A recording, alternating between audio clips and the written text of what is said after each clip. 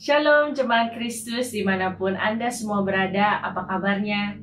Kiranya Anda semua dalam keadaan sehat dan penjagaan Tuhan senantiasa bersama kita semua. Mari pada pagi hari ini kita mau sama-sama menyiapkan hati kita, pikiran kita, dan keseluruhan dari kita untuk mengikut ibadah raya pada pagi hari ini. Sebelum kita memulai ibadah raya pada pagi hari ini, mari kita berdoa. Bapa kami di surga, terpujilah namamu ya Tuhan. Kami mengucap syukur untuk hari yang Kau jadikan, di mana kami boleh sama-sama mengikut ibadah ya Tuhan secara talian online.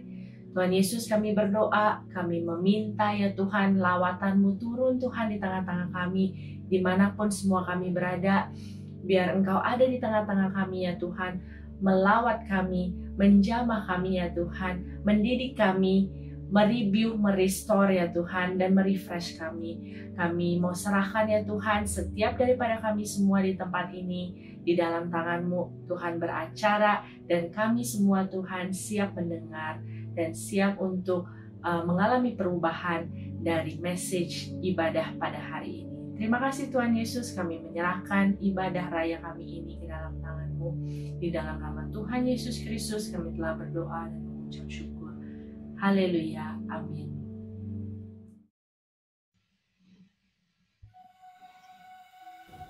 Haleluya anak Tuhan, mari kita memuji memuliakan Tuhan, kita menari dan menyanyi bagi Tuhan pada pagi hari ini. Kita bergerak ke kiri dan ke kanan, kita bertepuk tangan memuji Tuhan. Haleluya. Tiada berkesudahan, tiada berkesudahan, kasih setiamu Tuhan selalu bersamaku batu. Hari berganti,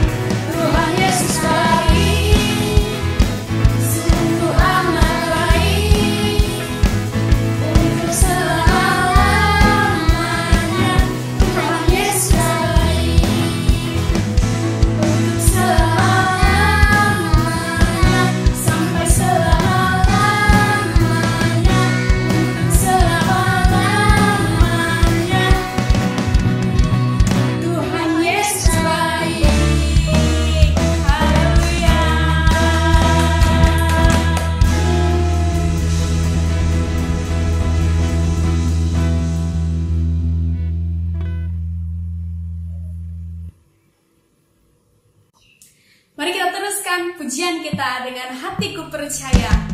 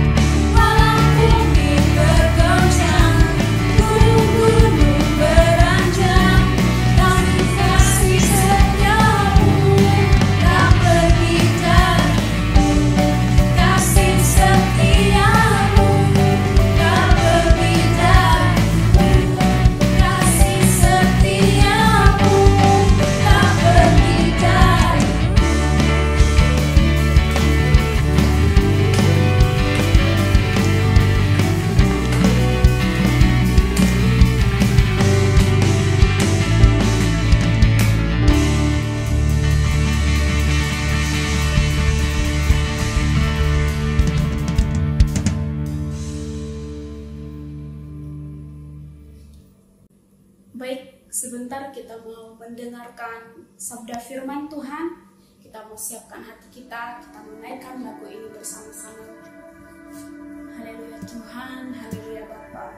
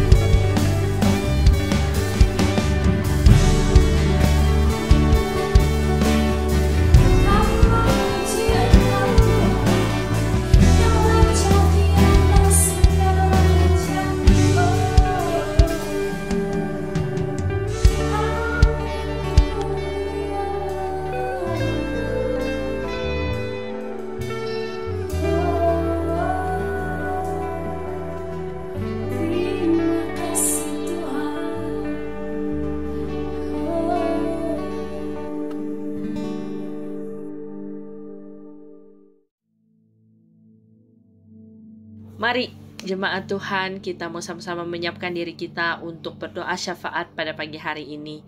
Untuk pokok doa kita yang pertama, kita mau berdoa biar kiranya kita menempatkan hidup kita di hadapan Tuhan. Kita datang meminta pertobatan dan transformasi dari Roh Kudus dalam kehidupan kita. Kita menjadikan Tuhan Yesus sebagai pusat di dalam kehidupan kita. Dan kita juga mau berdoa biar kiranya kita semua gereja Malaysia menjadikan Tuhan sebagai pusat ibadah kita, dan ada hubungan yang khusus, ada hubungan yang dalam dengan Tuhan, dan kesatuan di situ berkat Tuhan tercurah. Mari kita sama-sama berdoa. Bapa kami di dalam surga, kami mengucap syukur ya Tuhan untuk pagi hari ini. Kami boleh beribadah ya Tuhan, dan pada masa ini kami mau berdoa ya Tuhan. Kami datang Tuhan dengan setiap hati kami ya Tuhan, dengan setiap kerendahan hati kami ya Tuhan, meminta ampun ya Tuhan atas setiap dosa dan kesalahan kami ya Tuhan. Kami mau bertobat ya Tuhan atas setiap dosa dan kesalahan kami. Tuhan, Engkau sucikan kami Tuhan, Engkau tilik hati kami ya Tuhan, Engkau lihat ya Tuhan, selidiki hati kami ya Tuhan dengan sungguh-sungguh di hadapan-Mu ya Tuhan. Dan kami mau meminta ya Tuhan, minta ampun atas setiap dosa dan kesalahan yang kami buat ya Tuhan dalam segala hal di dalam kehidupan kami ya Tuhan. Tuhan, kami mau berdoa meminta ya Tuhan agar Engkau masuk Tuhan di dalam kehidupan kami, mentransform ya Tuhan, mentransformasi pikiran, hati, keseluruhan kehidupan kami ya Tuhan, agar kami boleh hidup berkenan dan kudus di hadapan-Mu ya Tuhan. Kami berdoa biar kiranya kami terus menjadikan Engkau sebagai pusat di dalam kehidupan kami, keseluruhan kehidupan kami ya Tuhan. Apapun yang kami buat ya Tuhan, kami serahkan itu kepadamu ya Tuhan. Kami komit Tuhan, dedikasikan itu ke dalam tangan-Mu ya Tuhan. Kami berdoa ya Tuhan biar kiranya ada transformasi di dalam pikiran dan perilaku ya Tuhan, sehingga kehidupan kami ya Tuhan boleh berubah. Kehidupan kami ya Tuhan menjadi berkat bagi sesama kami. Dan kami juga mau berdoa untuk gereja Malaysia ya Tuhan. Biar setiap gereja yang ada di Malaysia menjadikan Tuhan sebagai pusat ibadah kami ya Tuhan. Kami tahu begitu banyak program, begitu banyak hal-hal di era digital pada masa ini ya Tuhan, tapi kami tidak mau kehilangan esensi ya Tuhan, yaitu hubungan yang intim dengan Engkau. Ajar kami Tuhan, ajar setiap gereja-Mu ya Tuhan untuk fokus ya Tuhan pada Engkau ya Tuhan. Kasih-Mu mengalir ya Tuhan di tengah-tengah setiap gereja-Mu Tuhan, dimanapun itu berada ya Tuhan. Kasih yang baru ya Tuhan yang mengisi keseluruhan gereja-gereja di Malaysia ya Tuhan. Kami berdoa bersatu hati ya Tuhan, biar kiranya ada kesatuan di dalam satu tubuh Kristus ya Tuhan. Dan kami percaya ketika kami bersatu, maka ada berkat yang Engkau curahkan Tuhan di setiap gereja-Mu di Malaysia ya Tuhan. Kami berdoa biar gereja boleh menerapkan nilai-nilai yang bersesuaian dengan Alkitabiah di masa-masa yang mencabar ini ya Tuhan. Tetap gereja boleh tetap stay strong, dan stay to the truth of your word. Terima kasih Tuhan Yesus, kami menyerahkan doa kami ini ke dalam tangan-Mu. Kami juga untuk pokok doa yang kedua, kita mau sama-sama berdoa untuk jabatan kemajuan orang asli Jakoa.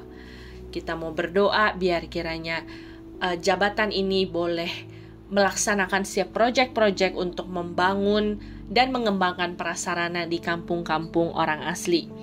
Dan juga kita berdoa biar adanya penerobosan dalam hubungan, dalam kalangan semua orang asli dan juga orang asal. Dan ada kesatuan untuk maju bersama. Mari kita sama-sama berdoa. Bapa kami dalam surga, kami saat ini mau berdoa ya Tuhan untuk Jakoa, untuk jabatan yang secara khusus menangani kepentingan orang asli. Kami berdoa ya Tuhan, biar kiranya Engkau berikan hikmat bagi setiap pemimpin-pemimpin ya Tuhan, setiap orang-orang yang terlibat di dalam Jakoa ini ya Tuhan.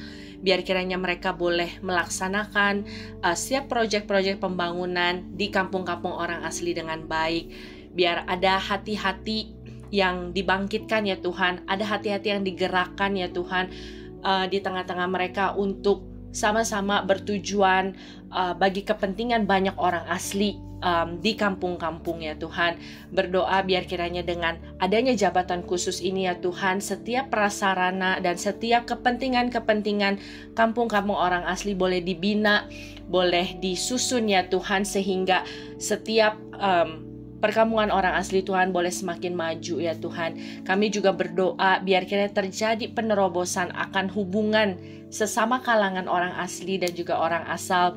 Berdoa biar kasih-Mu Tuhan ada di tengah-tengah mereka ya Tuhan, yang ada di tengah-tengah mereka dan memimpin mereka ya Tuhan, dan lingkup di dalam hati mereka Tuhan, sehingga mereka boleh menebar kasih Tuhan di antara sesama. Dan dengan itu Tuhan ada kerukunan, ada ketertiban ya Tuhan, hidup bersama, dan ada kesatuan Tuhan untuk maju bersama sebagai satu kesatuan ya Tuhan. Kami berdoa Engkau memberikan hikmat, kekuatan ya Tuhan, dan juga segala sesuatu, segala proyek Tuhan yang baik yang datangnya dari Engkau, jadikan itu berhasil ya Tuhan, dan itu boleh memuliakan Engkau di tengah-tengah perkampungan orang asli. Terima kasih Tuhan Yesus, kami menyerahkan setiap doa-doa kami ini ke dalam tangan-Mu. Kami menyerahkan semuanya dan percaya bahwa Engkau yang akan bertindak. Terima kasih Tuhan Yesus, di dalam nama-Mu yang besar kami sudah berdoa. Haleluya. Amin.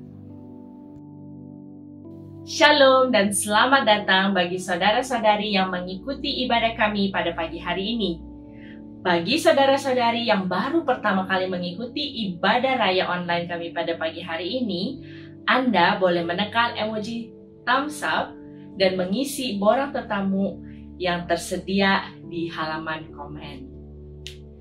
Kami dari keluarga besar di UMC Bahasa mengalu-alukan Anda mengikuti ibadah raya kami yang diadakan setiap hari Ahad pukul 10 pagi. Tibalah masanya untuk kita memberi persembahan. Di UMC Bahasa, Anda boleh memberikan persembahan melalui account yang tertera di screen Anda. Mari kita berdoa.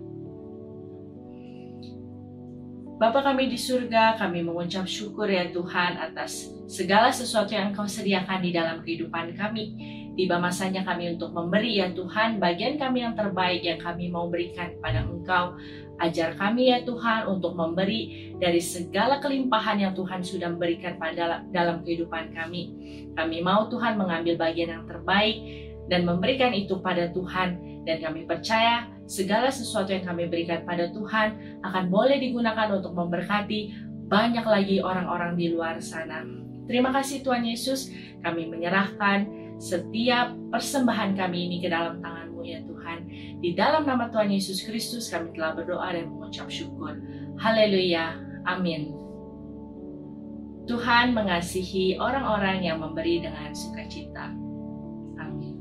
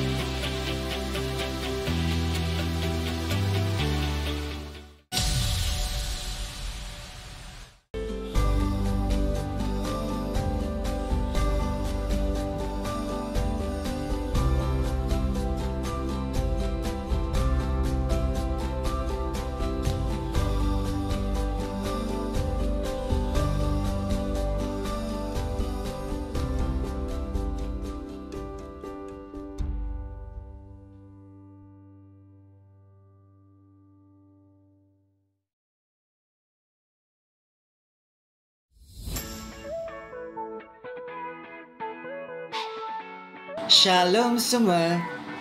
Saya adalah Reverend Edmund Smith dari Real Love Ministry. RLM, dan juga She Is My Brother, SIMB. Saya adalah seorang bekas transjantina dan juga seorang bekas homoseksual. Saya akan mengupaskan tentang apa itu maksudnya LGBTQ yang dianjurkan oleh Christgen BMDUMC bertarikh seperti berikut.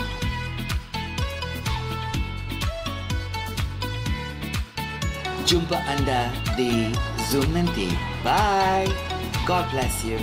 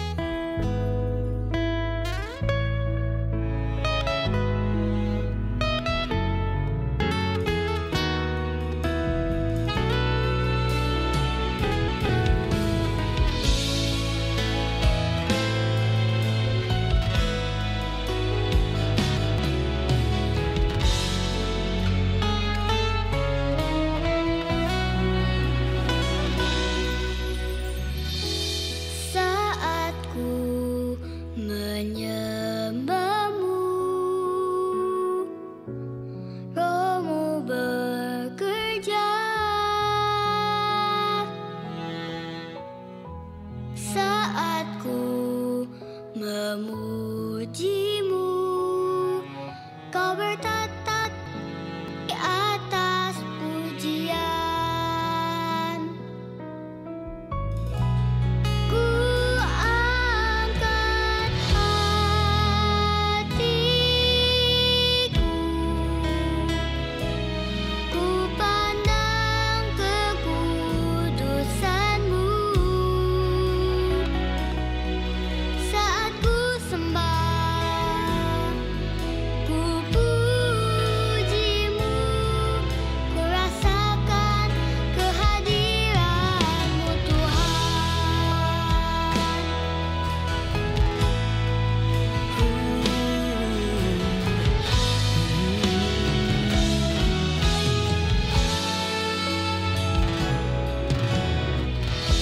Saat ku menyembah-Mu,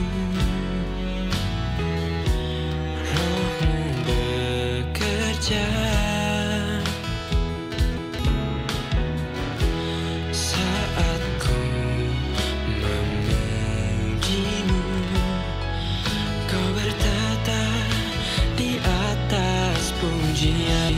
Ku angkat hatiku,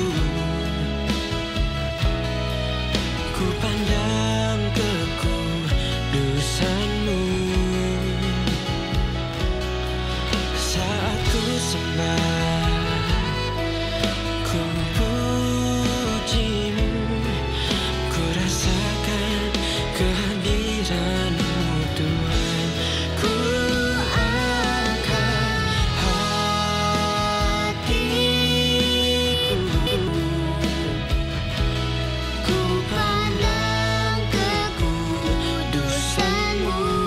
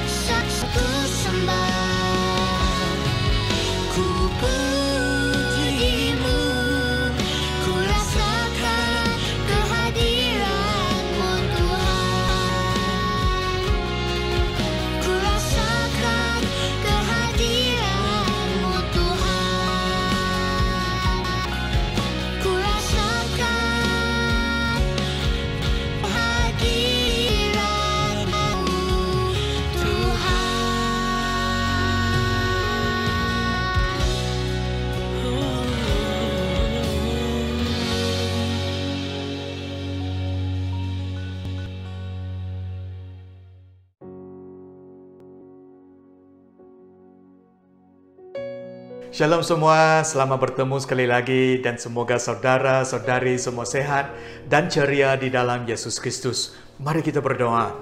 Tuhan, kami datang ke hadirat-Mu pada pagi ini. Biarlah apa yang akan disampaikan adalah selaras dengan kehendak-Mu. Ajar kami Tuhan, supaya kami peka kepada pesanan-Mu dan jadikan kami pelaku firman Tuhan. Kami serahkan penyampaian firman Tuhan ini ke tangan-Mu, dan di dalam nama Yesus Kristus kami berdoa. Amin. Amin. Amin. Amin. Amin. Saudara-saudari, tahap tekanan ataupun stress level adalah di tahap yang paling tinggi di dalam sejarah Malaysia. Tidak pernah statistik tahap tekanan di Malaysia setinggi ini.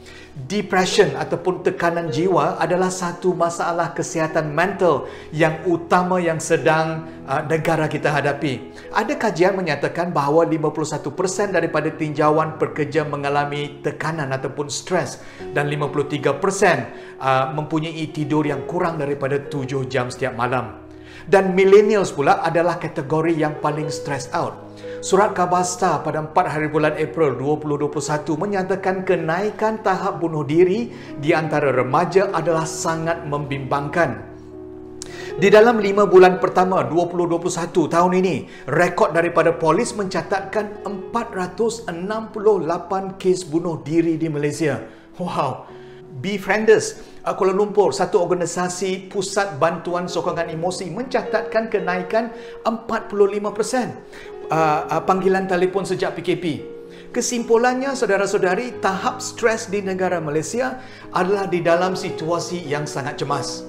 Nah, kegagalan seseorang menangani stres ataupun kesihatan mental akan mendedahkan individu tersebut kepada penyakit mental yang lebih serius seperti kemurungan, kerisauan yang melampau, bipolar dan skizofrenia dan sebagainya. Masalah penyalahgunaan dadah juga boleh dikategorikan sebagai penyakit mental, kan? Sekiranya kita mempunyai tanda-tanda seperti tidak boleh tidur, mudah naik radang, tidak lalu makan, atau merasakan ada yang tidak kena dengan emosi kita, bahagian firman Tuhan ini adalah untuk saudara dan saudari. Jikalau kita ingin membantu orang lain di dalam stres, bahagian firman Tuhan ini juga adalah untuk kita. Dan jikalau kita ingin mempersiapkan diri kita dalam pengurusan stres untuk masa hadapan, bahagian firman Tuhan ini juga adalah untuk kita semua. Kunci-kunci pengurusan stres adalah tertulis di dalam Alkitab, saudara-saudari. Orang Kristian yang percaya adalah golongan orang yang paling dilengkapi dengan kunci-kunci menangani stres di dalam hidup kita. Amin, saudara-saudari. Nah, saya bukan seorang yang pakar dalam mental health ataupun kesihatan mental. Tetapi saya percaya bahawa firman Tuhanlah yang boleh membantu kita menangani stres di dalam kehidupan seharian kita. Tuhan kita adalah pencipta kita, dan Alkitab adalah buku panduan kehidupan yang sejati, adalah manual kita, kan? Termasuk pengurusan stres. Oleh itu, saudara-saudari, persoalannya bagaimanakah kita boleh mengendalikan stres menurut Alkitab? Apakah strategi yang efektif yang dapat kita pelajari yang tertulis di dalam Alkitab? Dan mari sama-sama kita pelajari bahagian firman Tuhan Filipi 4 ayat 4 sampai 12. Kita akan hayati ayat demi ayat sebentar nanti. Sebagai introduction, Filipi 4:7 menyatakan bahawa sejahtera Allah adalah melebihi segala pengertian kita.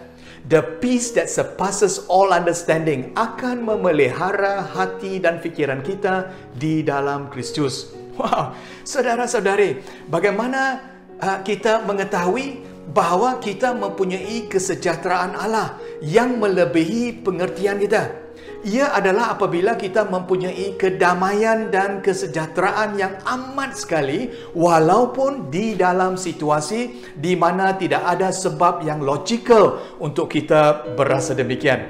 Kesejahteraan Allah adalah apabila walaupun di dalam situasi yang kacau bilau, walaupun di dalam keadaan yang paling merosot, semuanya tidak kena-mengena, semua yang buruk berlaku masa yang sama dan sebagainya, tetapi kita tetap mempunyai damai sejahtera di dalam diri kita. Inilah saudara-saudari yang dikasihi, sejahtera yang melebihi segala pengertian.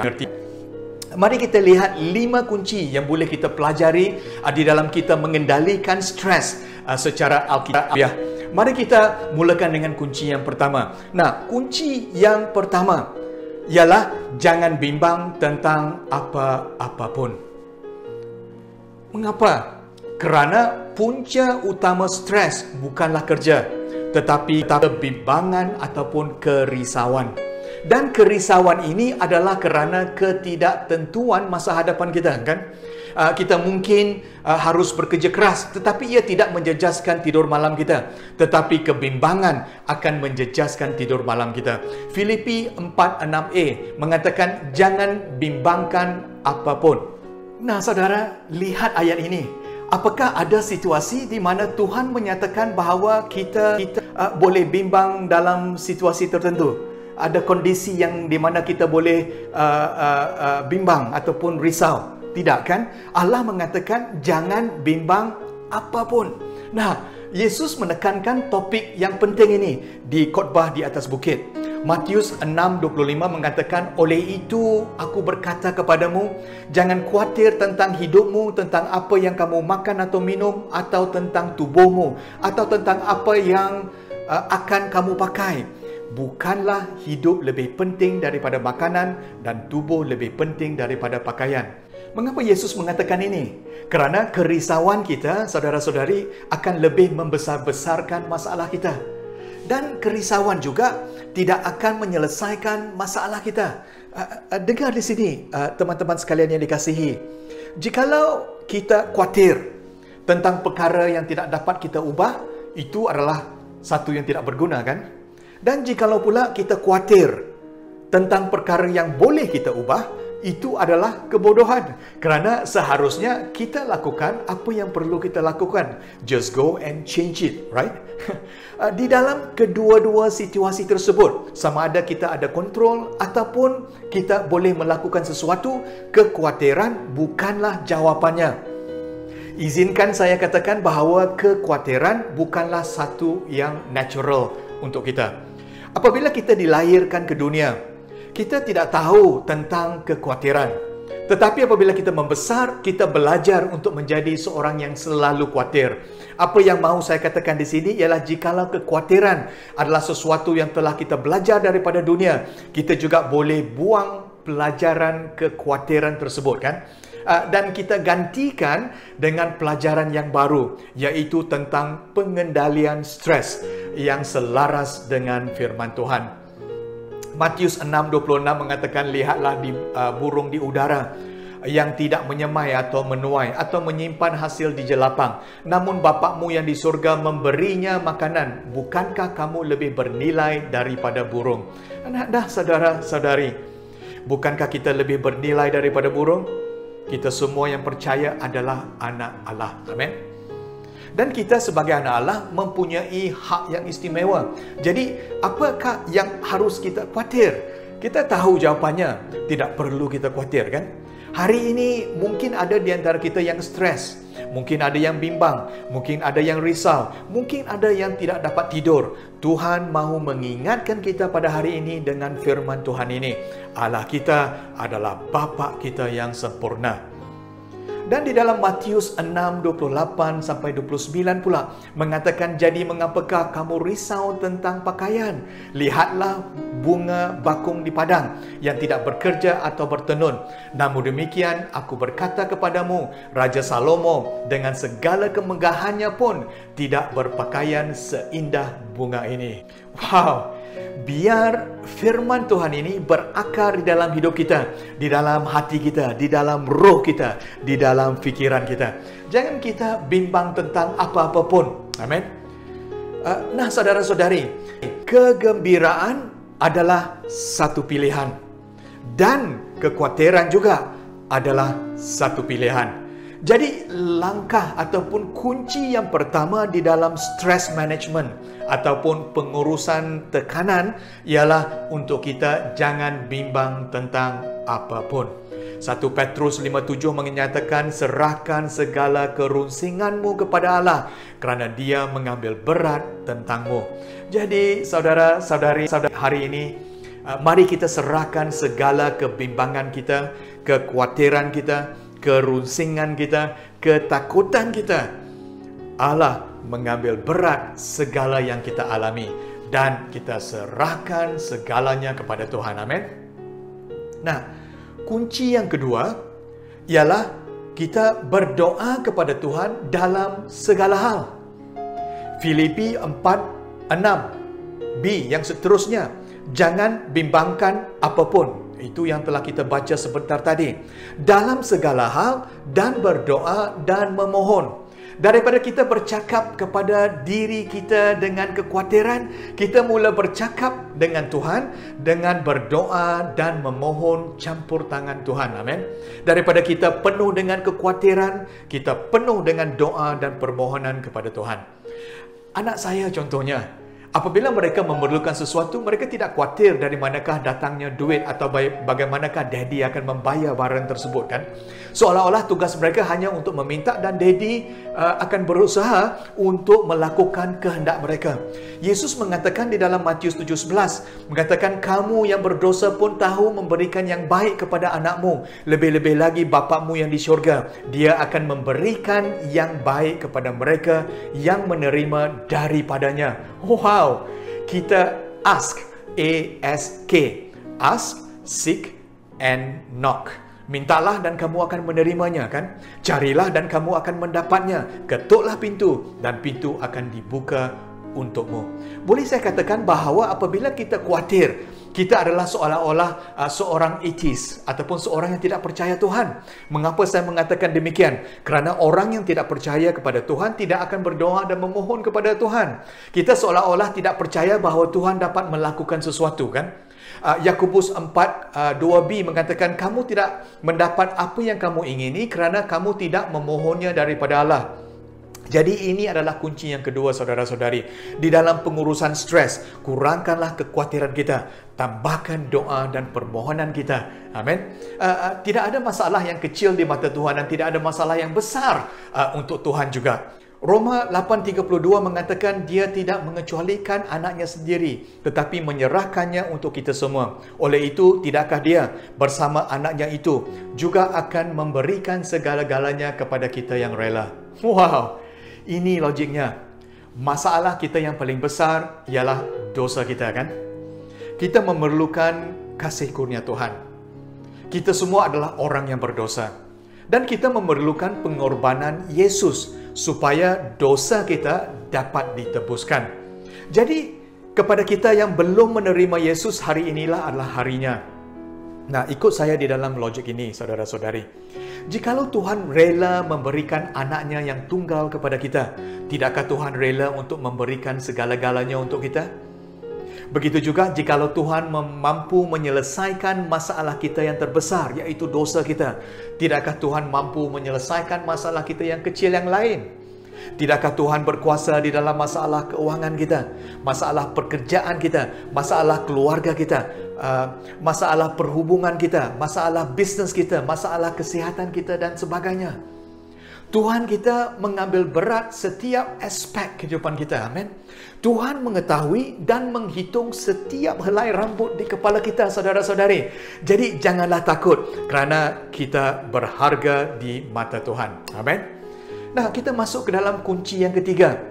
Kunci yang ketiga ialah kita bersyukur dalam segala situasi.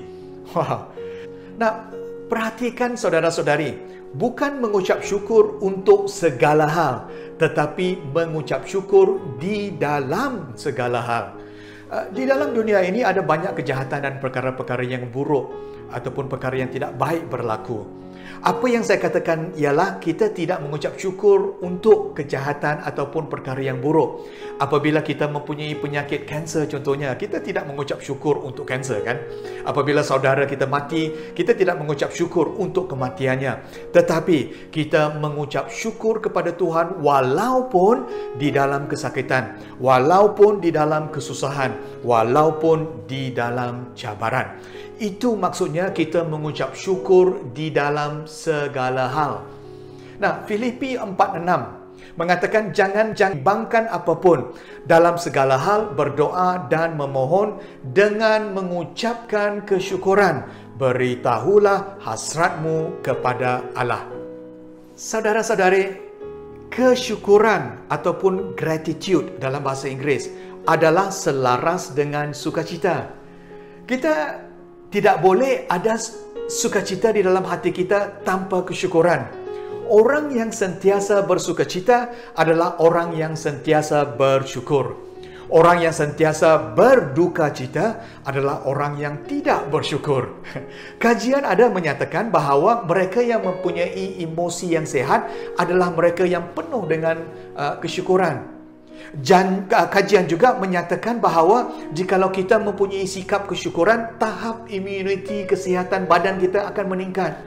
Dan mereka yang tidak mempunyai sikap kesyukuran, tahap imuniti kesihatan mereka adalah rendah. Nah, saudara, kesyukuran adalah ubat kepada depression ataupun kemurungan. Daripada kita melihat kepada apa yang kita tidak ada, kita melihat kepada apa yang kita ada. Nah, lihat gambar di sini, saudara-saudari. Ada dua landasan kereta api.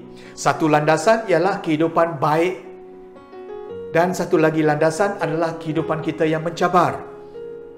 Kita memikirkan bahawa kehidupan kita adalah seperti lembah dan bukit, kan? Atas dan ke bawah. Tetapi lebih saya memikirkan tentang kehidupan kita adalah lebih seperti dua landasan kereta api tersebut. Di dalam hidup kita, kita akan berhadapan dengan situasi yang baik dan juga situasi yang buruk pada masa yang sama sepanjang kehidupan kita.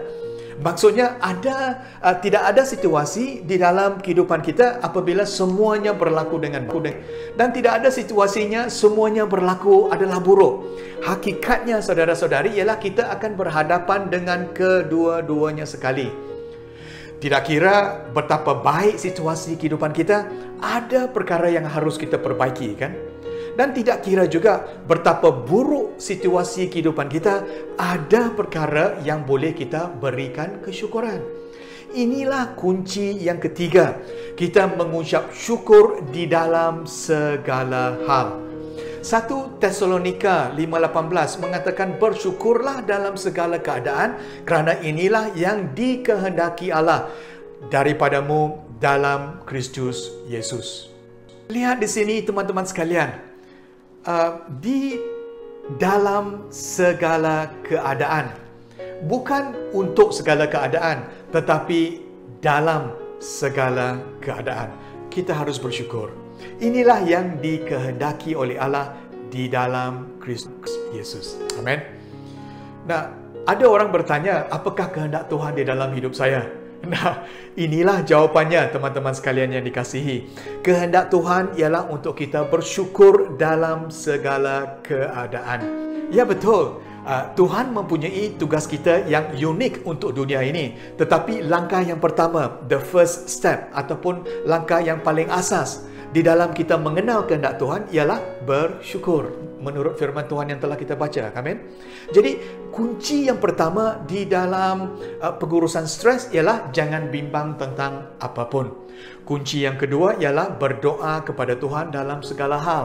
Dan kunci yang ketiga, bersyukur dalam segala situasi. Dan kunci yang keempat ialah kita memikirkan tentang perkara yang baik. Nah, saudara, pertarungan kita di dalam menguruskan stres adalah juga berkenaan dengan bagaimana kita berfikir. Peperangan stres adalah di dalam minda kita, di dalam kehidupan fikiran kita. Apa yang kita isikan ke dalam fikiran kita akan menentukan tahap stres di dalam kehidupan seharian kita, saudara-saudari. Jikalau kita mahu ketenangan fikiran, kita harus mengawal apa yang masuk ke dalam minda kita. Di dalam era digital yang sekarang ini, terutama sekali di sosial media, ada macam-macam informasi, video dan berita dan sebagainya. Adalah senang untuk kita menghabiskan berjam-jam surfing through the internet, kan? Kita akan dengan senang hanyut di dalam video-video dan posting-posting yang macam-macam di dalam sosial media seperti Facebook, TikTok, YouTube dan sebagainya. Jikalau kita penuhi fikiran kita dengan yang negatif, fikiran kita akan menjadi negatif. Jikalau kita penuhi fikiran kita dengan yang sampah, fikiran kita akan menjadi kotor. Jikalau kita penuhi fikiran kita dengan racun, fikiran kita akan menjadi lemah. Tetapi jikalau kita penuhi fikiran kita dengan yang baik, kita akan menjadi baik. Saudara-saudara, nah, kita harus menjaga dan awas pencemaran minda kita, the mind pollution. Terutama sekali di era digital yang sekarang ini. Jikalau kita proaktif mengawal apa yang masuk ke dalam minda kita, kita akan berjaya di dalam kehidupan kita. Kita akan mendapat ketenangan fikiran. Kita akan dapat menguruskan stres dengan baik. Filipi 4:8 mengatakan, akhir sekali saudara-saudaraku, apa sahaja yang benar, apa sahaja yang mulia, apa sahaja yang adil, apa sahaja yang suci, apa sahaja yang indah, apa sahaja yang dipandang tinggi, jika ada sesuatu yang baik dan jika ada sesuatu yang terpuji, tumpukan fikiran kepadanya. Nah, saudara-saudari, ini adalah cara kita mengawal apa yang masuk ke dalam fikiran dan minda kita. Ada 8 ujian yang boleh kita lakukan sebelum kita membenarkan sesuatu informasi masuk ke dalam minda. Sebelum kita menonton, membaca, mendengar atau bercakap sekalipun, kita pastikan informasi tersebut apakah ia benar, apakah ia mulia, adil, suci, apakah ia indah, dipandang tinggi, baik atau terpuji. Golongan orang yang paling stres di Malaysia adalah golongan millennials, kan? Mungkin kerana mereka berhadapan dengan pelbagai jenis informasi di sosial media. Sebab itu adalah penting, jikalau mereka mau berjaya di dalam kehidupan mereka, mereka harus belajar menggunakan penapis Filipi 4:8 dalam kehidupan kita. Sama juga dengan kita yang dewasa, sama juga dengan kita yang sekarang ini. Kita harus belajar menggunakan penapis Filipi 4:8. Corrie ten Boom, seorang Belanda Kristian yang tinggal di Amsterdam semasa Perang Dunia yang Kedua. Bapaknya seorang tukang jam. Ini adalah kisah benar yang dapat juga kita tonton di komuniti digital. Jika mahu, tajuknya ialah The Hiding Place. Ada juga buku yang ditulis olehnya dengan tajuk yang sama. Saudara, semasa itu dia menyembunyikan orang-orang Yahudi dalam rumahnya, di tempat tersembunyi daripada ditangkap oleh orang-orang Nazi pada ketika itu. Apabila ditangkap, mereka akan dihantar ke death camps, camp kematian orang Jews pada ketika itu, kan. Malangnya ada satu ketika orang-orang Nazi dapat tahu tentang penyembunyian orang Jews dan menangkap mereka, termasuk Corrie dan keluarganya, ke camp kematian di Poland. Corrie kehilangan semua ahli keluarganya dan dia seorang sajalah yang berjaya hidup. Dan dia memberikan quotation ini ataupun perkataan ini. If you look at the world, you will be distressed. If you look within, you will be depressed. If you look at God, you will be at rest. Wow, jikalau kita melihat dunia, kita akan merasa cemas. Jikalau kita melihat ke dalam diri, kita akan bermurung. Jikalau kita melihat kepada Allah, kita akan berehat. Amin. Oleh itu, saudara-saudari, kunci yang keempat ialah untuk memikirkan perkara yang baik. Filipi 4:8. Kita gunakan pelapis Filipi 4:8 untuk mengawal apa yang masuk ke dalam minda kita. Amin. Kunci yang kelima untuk mengurangkan tahap tekanan dan stress level di dalam hidup kita ialah berpuas hati ataupun contentment di dalam bahasa Inggeris. Izinkan saya berikan definisi kepuasan hati atau contentment. Nah, banyak orang berfikir jikalau kita berpuas hati, maksudnya kita tidak ada cita-cita.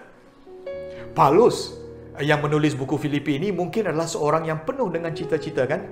Seorang yang ambitious di dalam Kristus. Dia yang berusaha untuk memberitakan Injil ke seluruh empayar Roma pada ketika itu. Dan dia mengatakan, woe to me if I don't preach the gospel. Celakalah aku jika aku tidak memberitakan Injil. Jadi kepuasan bukanlah berkenaan dengan cita-cita ataupun ambitions. Kepuasan hati juga bukanlah kemalasan, saudara-saudari.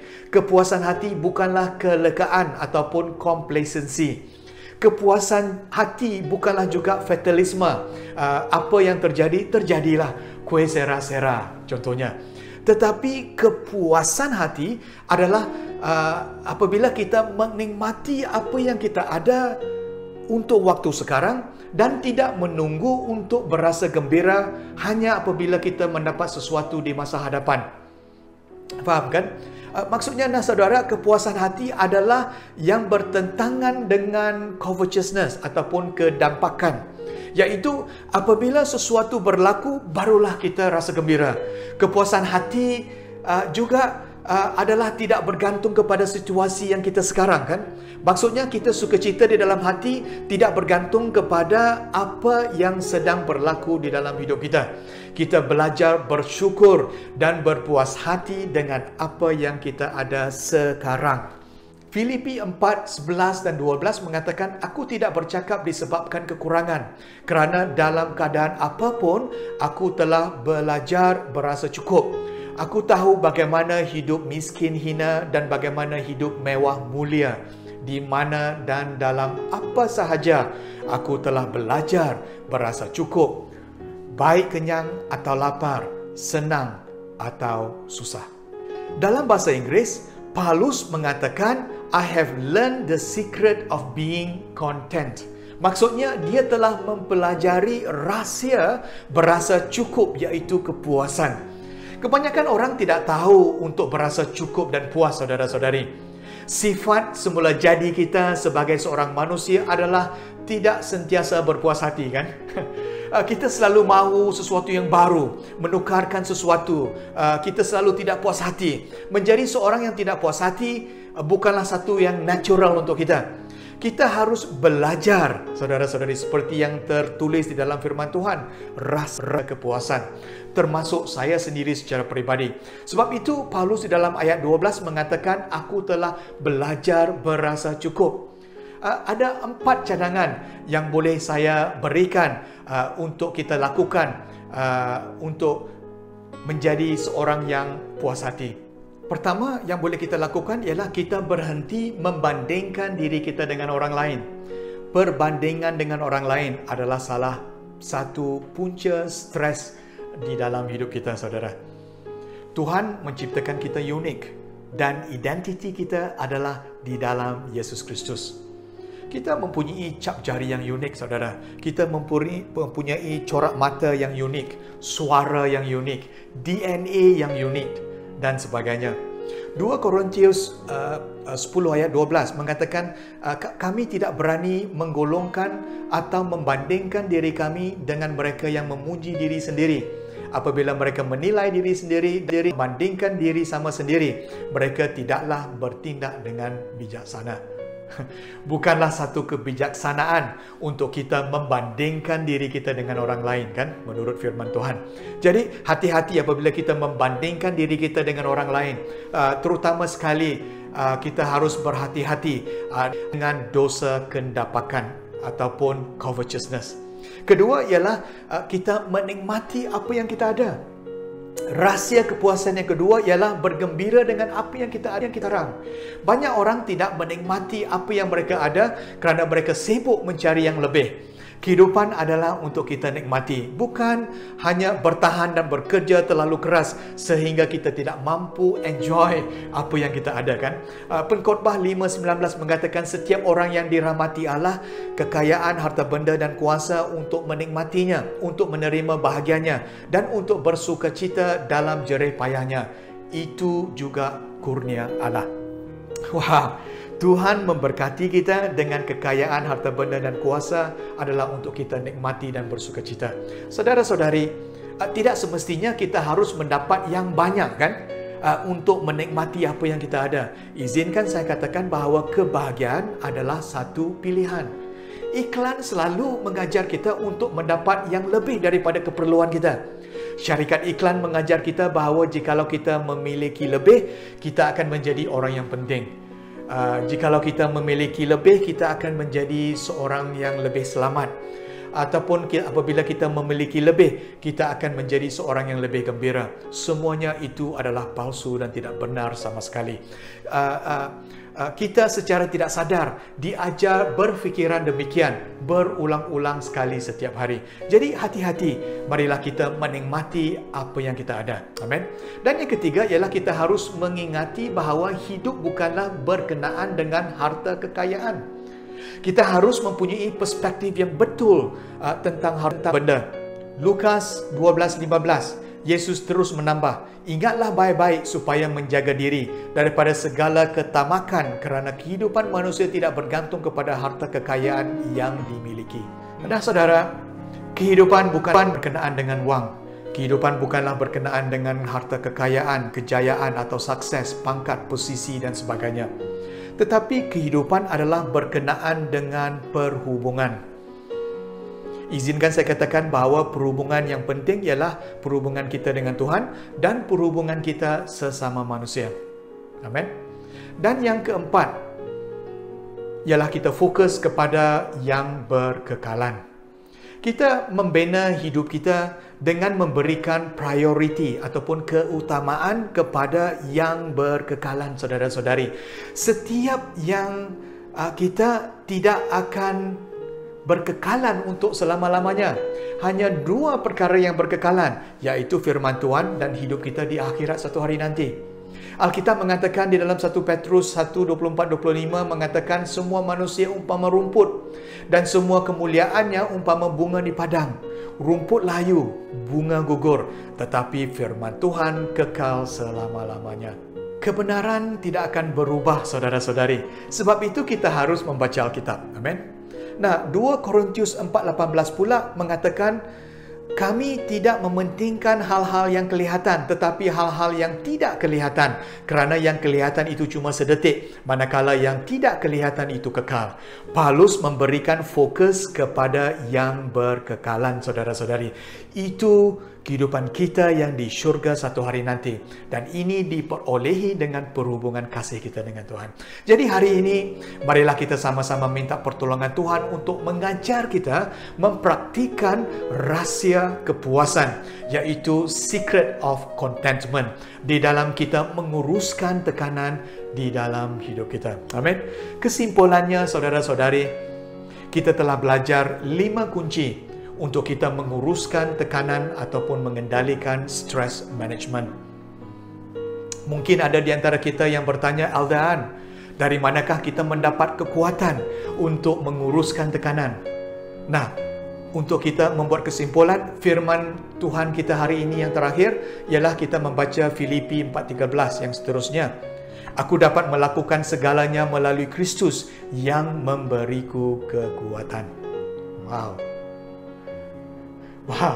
Saya percaya untuk kita melakukan 5 kunci pengurusan stres ini, kita memerlukan kuasa Tuhan. Kristuslah yang akan memberikan kita kekuatan untuk melakukan semua itu. Dan ia bermula dengan kita menerimanya sebagai juru selamat.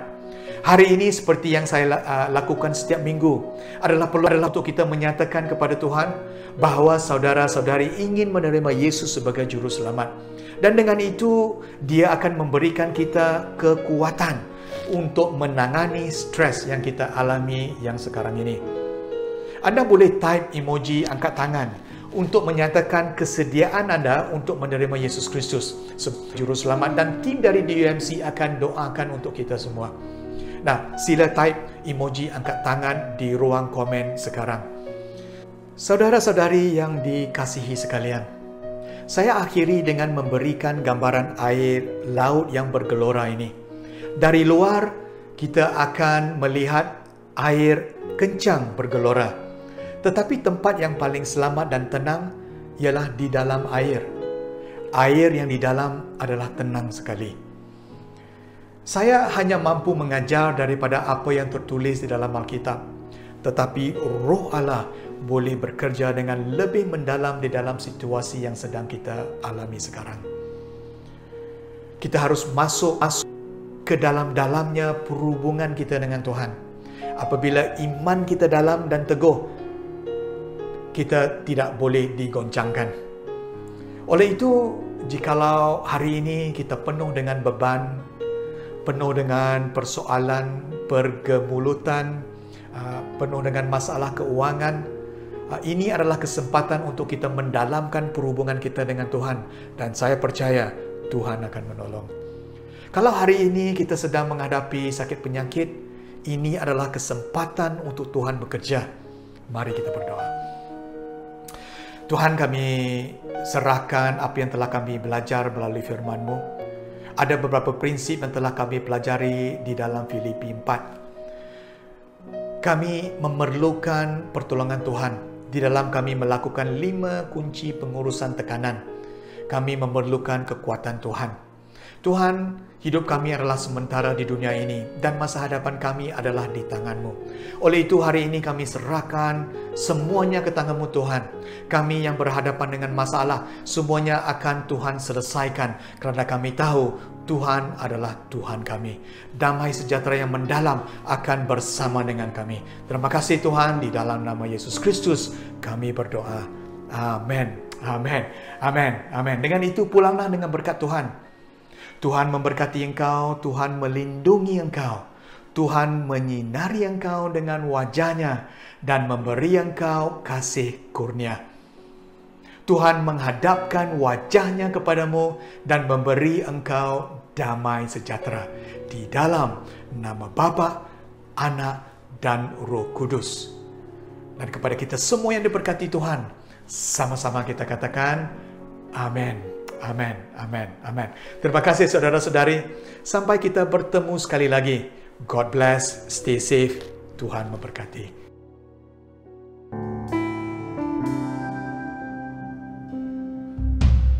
Firman-Mu berkata Kau bersertaku, maka kuat roh dan jiwaku. Tangan-Mu Tuhan selalu ku nantikan, di setiap langkah ku percaya. Dengan sayap-Mu ku akan terbang tinggi di tengah badai hidup. Ku tak menyerah, Kau kekuatan dan perlindungan bagiku. Pertolongan-Mu di tempat maha tinggi, ku mengangkat tanganku, aku berserah. Kau ku nantikan, Kau yang ku sembah, Yesusku, Rajaku. Mari kita angkat lagu ini dengan lebih sungguh-sungguh. Katakan firman-Mu Tuhan. Kata Kau besertaku, maka kuat roh dan jiwaku. Tangan-Mu Tuhan selalu ku nantikan, di setiap langkah ku percaya. Sekali lagi katakan firman-Mu Tuhan. Firman-Mu berkata Kau besertaku, maka kuat roh dan jiwaku. Tangan-Mu Tuhan, Tangan-Mu Tuhan selalu ku nantikan, di setiap langkah ku percaya. Dengan sayap-Mu ku akan terbang tinggi di tengah badai hidup. Yang tak menyerah, Kau kekuatan dan perlindungan bagiku. Pertolongan-Mu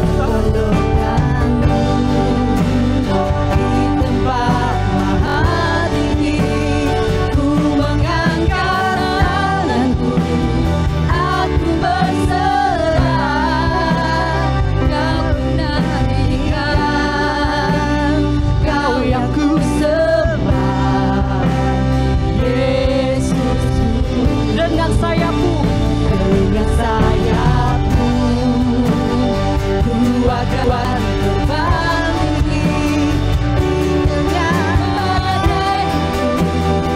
Bukan menyerah, Kau kekuatan dan perlindungan bagiku. Pertolongan-Mu di tempat maha tinggi, Ku mengangkat tanganku, aku berserah dan ku nantikan Kau yang ku sembah, Yesusku. Dengan sayapmu, Dengan sayapmu Ku akan terbang tinggi di tengah badai ini. Ku tak menyerah, Kau kekuatan perlindungan dan perlindungan bagiku. pertolongan-Mu Tuhan.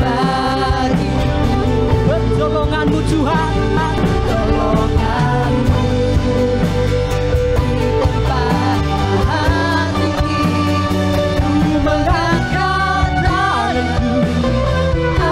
Kau ku nantikan, Kau yang ku Kau sembah, ku nantikan, Kau ku nantikan, Kau yang ku katakan sembah. Kau ku nantikan. Kau ku nantikan, Kau yang ku sembah, Yesusku, Rajaku.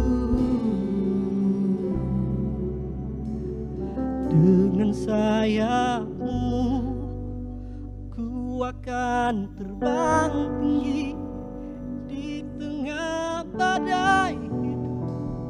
Ku tak menyerah, Kau Kekuatan dan perlindungan bagiku. pertolongan-Mu Tuhan. Pertolongan-Mu di tempat maha tinggi, Ku mengangkat tanganku, aku berserah. Kau ku nantikan,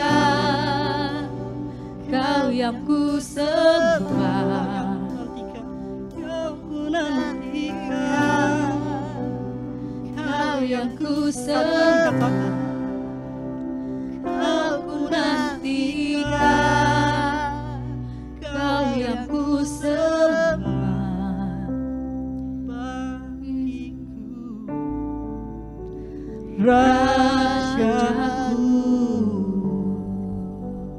Tuhan, ini doa kami Tuhan. Kami mau untuk terbang tinggi bersama Engkau Tuhan. Dimanapun Engkau pergi Tuhan, bawa kami Tuhan. Kami mau untuk digunakan dengan lebih